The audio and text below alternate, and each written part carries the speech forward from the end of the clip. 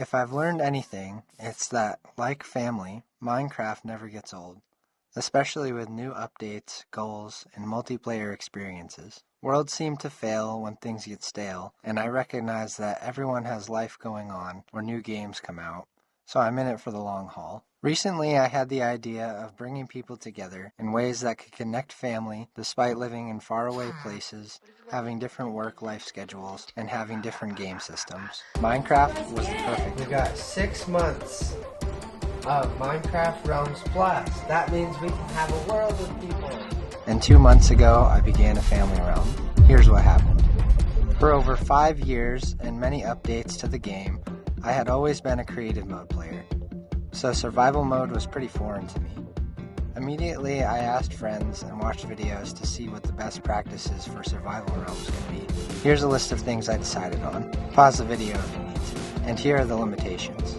The other thing I did was put together a list of family members who I knew had played before and would potentially join. The list was about 13 people, and so far we've got about 6 active members playing. If you're looking for advice, or maybe not a huge gaming family, I'd say have faith, maintain hope, and maybe be willing to lower your expectations. Despite being a survival world on a normal difficulty, I knew I wanted the world to be welcoming. So I immediately got to work on clearing land and making pathways north, east, south, and west. This helps to avoid getting lost and dying at the spawn, compared to what could have happened if I made a base far away. Here's the spawn today. Underneath is a community storage for many things to ensure that we always have somewhere to put excess items, and we'll almost always have materials to build or craft with in the future. We also added a rule board, community idea board, and some information about the realm. Here's what the spawn used to look like. I pulled up a fresh world in creative mode to show with the same seed. In the beginning, my brother-in-law Chris was a huge help, building the first house, farming, exploring, and getting us started in the Nether, somewhere I didn't touch for the longest time. I was focused more on infrastructure projects like making a spacious entrance to the strip mine, mining, and building a community storage. It's a running joke that my house is partially finished. My sister-in-law Michaela joined and invested a lot of time on Pocket Edition. She cleared land and made her house, but one day I was strolling through and watched her house catch fire. Yikes, probably due to lightning strike. I'll let you know when we see her again. You serious? 7 days in, my birth sibling Alan joined. We're in our 20s and have spent a total of 4 days together in real life, so it has been incredible for us to spend lost time together. I'm so appreciative for the hours he's put in and what he's accomplished for the realm, all after having never played before. Alan is one heck of a miner, fisherman, and contributor, always down for an adventure.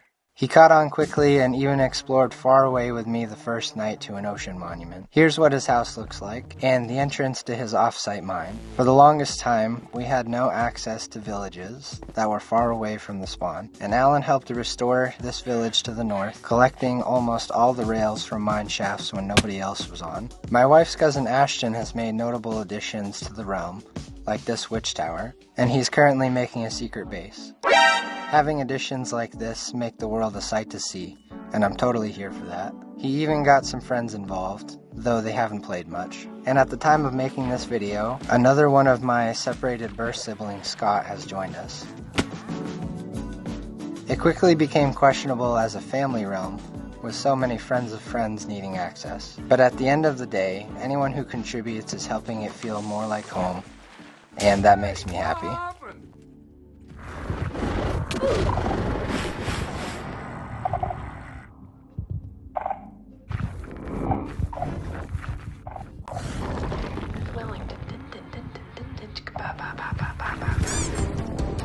A lot of this world would have been hard to pull off without friends like Bryson, who has been with me on nearly every adventure. He joined as a friend of my brother-in-law Chris, but quickly became a founding member. We must have made about 10 temporary huts all over the world exploring. In my pre-planning, I came across a lot of family realms that rose and fell due to inactivity, and I made a commitment to be the exception. I hope that with time, family can find an hour to tour the realm, play together, or that people who have played in the past will return as the family realm keeps moving forward. Everyone who has participated knows this seed is incredibly lucky. Despite researching seeds, I picked a random one, and this is what we got. A mountainous biome and a slime chunk with a giant dripstone cave. Right beside a large plains biome with rivers, a nearby jungle, and a nearby ocean. But the best thing by far has been the ancient city directly below our spawn. Hours upon hours have been spent navigating the dangers of the deep dark, and to this day we're having a blast restoring it. The only limitations we've found are listed here. If I've learned anything, it's that, like family, Minecraft never gets old, especially with new updates, goals, and multiplayer experiences. Worlds seem to fail when things get stale, and I recognize that everyone has life going on, or new games come out, so I'm in it for the long haul.